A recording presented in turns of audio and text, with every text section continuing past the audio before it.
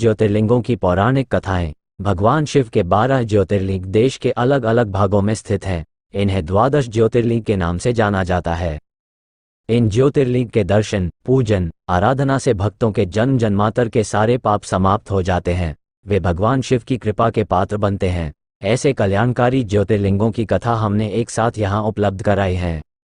श्री सोमनाथ गुजरात प्रांत के काठियावाड़ क्षेत्र में समुद्र के किनारे सोमनाथ नामक विश्व प्रसिद्ध मंदिर में ये ज्योतिर्लिंग स्थापित है।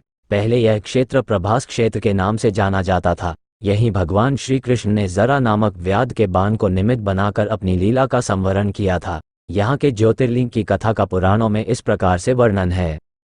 दक्ष प्रजापति की 27 कन्याएं थीं।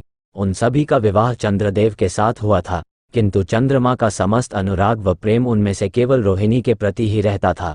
उनके इस कृत्य से दक्ष प्रजापति की अन्य कन्याएं बहुत अप्रसन्न रहती थीं।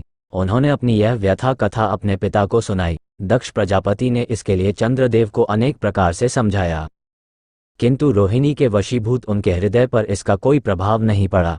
अंततः दक्ष ने क्रोध होकर उन्हें क्षयग्रस्त हो जाने का शाप दे दिया। इस शाप के कारण चंद्रदेव तत्काल क्षयग्रस्त हो गए। उनके क्षयग्रस्त होते ही पृथ्वी पर सुधा शीतलता वर्षण का उनका सारा कार्य रुक गया। चारों ओर त्राही त्राही मच गई। चंद्रमा भी बहुत दुखी और चिंतित थे।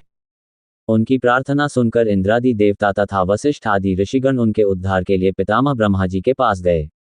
सारी बातों को सुनकर ब्रह्मा जी ने कहा, चंद्रमा अपने शाप विमोचन के लिए अन्य देवों के साथ पवित्र प्रभास क्षेत्र में जाकर मृत्युंजय भगवान शिव की आराधना करें। उनकी कृपा से अवश्य ही इनका शाप नष्ट हो जाएगा और ये रोग मुक्त हो जाएंगे। उनके कथनानुसार चंद्रदेव ने मृत्युंजय भगवान की आराधना का सारा कार्य पूरा किया। उन्होंने घोर तपस्या करते हुए 10 करोड़ बार मृत्युंजय मंत्र का जप किया। इससे प्रसन्न होकर मृत्युंजय भगवान शिव ने उन्हें अमृतत्व का वर प्रदान किया। उन्होंने कहा, चंद्रदेव, तुम शोक न करो। मेरे वर से तुम्हारा शाप मोचन तो होगा ही, साथ ही साथ प्रजापति दक्ष के वचनों की रक्षा भी हो जाएगी। कृष्ण पक्ष में प्रतिदिन तुम्हारी एक एक कला क्षीण होगी, किंतु पुनः शुक्ल पक्ष में उसी क्रम से तुम्हारी एक एक कला बढ़ जाया करेगी। इस प्रकार प्रत्येक पूर्णिमा को तुम्हें पूर्ण चंद्रत्व प्राप्त होता रहेगा। चंद्रमा को मिलने वाले इस वरदान से सारे लोकों के प्राणी प्रसन्न हो उठे। सुधाकर चंद्रदेव पुनः 10 दिशाओं में सुधा वर्षण का कार्य पूर्ववत करने लगे। शाप मुक्त होकर चंद्रदेव ने अन्य देवताओं के साथ मिलकर मृत्युंजय भगवान से प्रार्थना की कि आप माता पार्वती जी के साथ सदा के लिए प्राणों के उद्धारार्थ यहाँ निवास करें। भगवान शिव उनकी इस प्रार्थना को स्वीकार करके ज्योतिर्लिंग के रूप में माता पार्वती जी के साथ तभी से यहाँ रहने लगे। पावन प्रभास क्षेत्र में स्थित इस सोमनाथ ज्योतिर्लिंग की महिमा महाभारत, श्रीमद्भागवत तथा स्कंद पुराण आदि में विस्तार से बताई गई है। चंद्रमा का एक नाम सोम भी है। उन्होंने भगवान शिव को ही अपना नाथ स्वामी मानकर यहाँ तपस्या की थी।